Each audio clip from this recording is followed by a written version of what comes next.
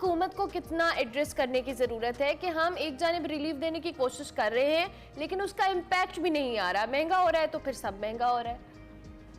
देखिए, इसमें जो सबसे बड़ा फॉल्ट है, जो सिस्टम का फॉल्ट मैं समझता हूँ, वो ये है कि इकोनॉमिक पॉलिसी हमारे यहाँ फेडरल गवर्नमेंट की जिम्मेदारी है, नेशनल इकोनॉमिक पॉलिसी वहीं बनती है। प्राइस मैकेनिज्म जो है ना, प्राइस का कंट्रोल, वो प्रोविंसेस को दिया हुआ है। जो प्राइस डिटरमाइन होती हैं, उसमें अब डिप्टी कमिश्नर डंडे के जरिए जाकर के दुकानों पे चेक करे और प्राइस कम कराए, वो प्रोविंस के पास आता है।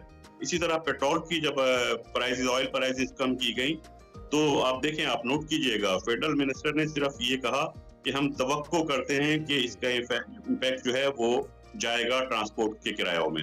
लेकिन वो जाहिर है वो सिर्फ तवक्को कर सकते थे और कुछ नहीं कर सकते थे। जो प्रोविंशियल गवर्नमेंट है उनमें अभी कल सिंध गवर्नमेंट ने ट्रांसपोर्टर के साथ मीटिंग की है, इसलिए कि वो प्रोविंशियल सब्जेक्ट बन जाता है कि किस तरह से ट्रांसपोर्ट के किरायों में कमी की जाए या उनको कंट्रोल किया जाए। तो ये एक बहुत बड़ा मैं समझता हूँ सिस्टमेटिक इशू है, जो हमारे यहाँ जो लिंकेज है बिटवीन प्रोविंस एंड फेडरल, सिर्फ ये एक तो ऑयल प्राइस की वो 12 सूबों नहीं करना है। अच्छा डॉक्टर साहब, हम इससे पहले अपने इंट्रो में भी हम जैसे कि बात कर रहे थे कि चीन के ऊपर हमारा जो रिलाई करना है वो बढ़ जाएगा, हमारी डिपेंडेंस बढ़ जाएगी समहाउ।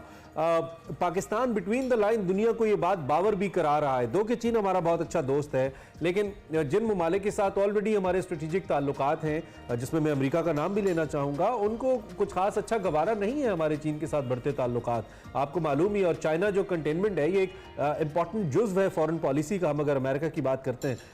तो इस कॉन्टेक्स्ट के अंदर अगर हमें IMF से सपोर्ट नहीं मिलती, जो कि ऑलरेडी अंडर इन्फ्लुएंस है US के, और हम चीन पे ज़्यादा रिलाई करते हैं, तो इसका क्या इम्पैक्ट आप देखते हैं जो ओवरऑल बैलेंस है इस वक्त बैरून मुमालिक के अंदर और पाकिस्तान का इस खिते के अंदर? जी बिल्कुल ऐसे ही है। एक ग्लोबल फिनोमेना है कि चाइना और USA के दरमियान कोई वॉर नहीं है, लेकिन एक कोल्ड वॉर लाइक सिचुएशन हम कह सकते हैं बहुत सारे इशू पे। सिर्फ पाकिस्तान में नहीं, दुनिया के दूसरे खितों में भी ऐसे ही है। और उसमें जब हम IMF या इस तरह के दूसरे अदारों के पास जाते हैं, जो इंटरनेशनल फाइनेंशियल इंस्टीट्यूशन है या लैंडिंग एजेंसीज हैं, तो उनमें बहुत बड़ा जो स्टैक है वो USA का है।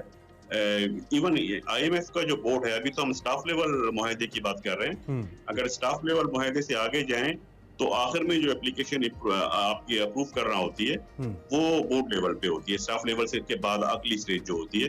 तो बोर्ड में 51% से ज्यादा जो स्टैक है, जो इक्विटी है, जो शेयर है, वो USA और यूरोपियन यूनियन और इंडिया इनके मिला के 51% से ज्यादा बन जाते हैं। तो बोर्ड लेवल पे अगर हम चाहें अप्रूवल हो जाए, तो उसके लिए बहरहाल हमें अमेरिकन गवर्नमेंट जिस तरह अपने नुमाइंदा जो उनका IMF में है, उसको जो इंस्ट्रक्शन देगी उसके हिसाब से अप्रूवल होगी, वो बिल्कुल सही है। वो उसका एक इम्पोर्टेंट एस्पेक्ट है।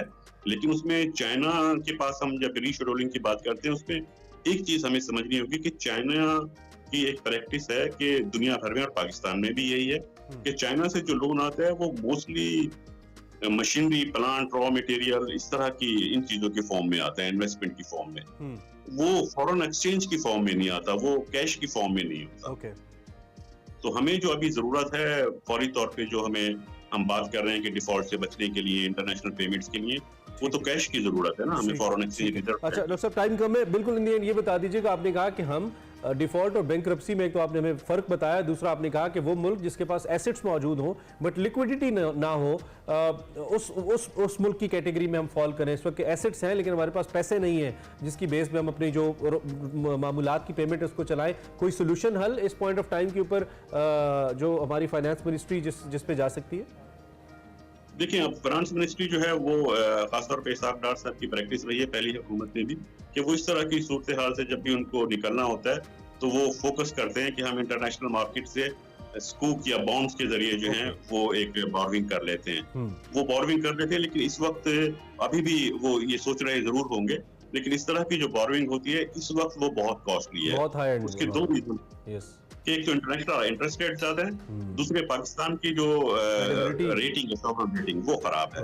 तो वो काफी कॉस्टली ऑप्शन होगा। ठीक हो गया। थैंक यू वेरी मच, बहुत शुक्रिया डॉक्टर अयूब।